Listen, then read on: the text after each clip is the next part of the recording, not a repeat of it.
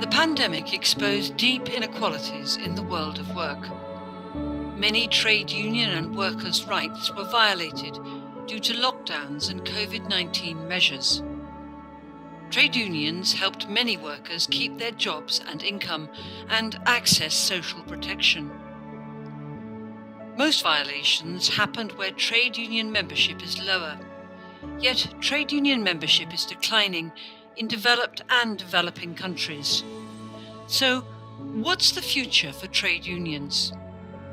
All four scenarios are possible. One is further decline, as I said, and this is possible especially when the unions do not find a way to create more support among young people.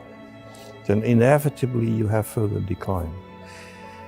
The other scenario is that unions will become organizations that only represent workers in the formal sector, in the public sector, or maybe in some large organization. It is possible, but of course it is also self-defeating.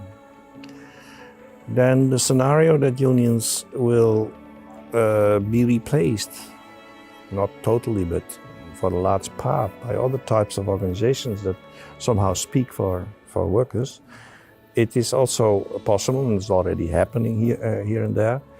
And then, of course, the fourth one is, do unions somehow find ways to rejuvenate, revitalize, and so on. I hold these four scenarios for equally possible, so we should be prepared for each of them. The future of trade unions will depend upon their responses to the pandemic. We can consider the COVID-19 crisis not just as a threat, but also as an opportunity for the revitalization of the labor movement that has been in the decline for several decades now. Revitalization should be understood as innovating tactics and coalitions to reinforce trade unions as strong, relevant, democratic, and representative actors in organizing and serving the new and stable workforce in the global North and South. Trade unions need innovative strategies to organize and defend all workers and to ensure inclusive and effective social dialogue. At the 2021 International Labour Conference, constituents adopted a global call to action for a human-centred recovery that will avoid long-term scarring of economies and societies. Going forward, we need to look beyond what may seem to be overwhelming events that are affecting trade unions around the world.